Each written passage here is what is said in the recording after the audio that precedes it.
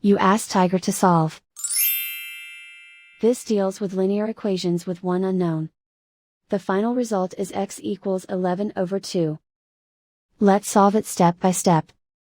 Group all constants on the right side of the equation. Subtract 2 from both sides. Simplify the arithmetic.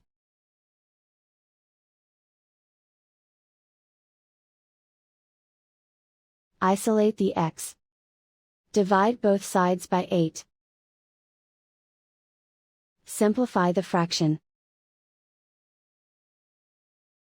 Find the greatest common factor of the numerator and denominator.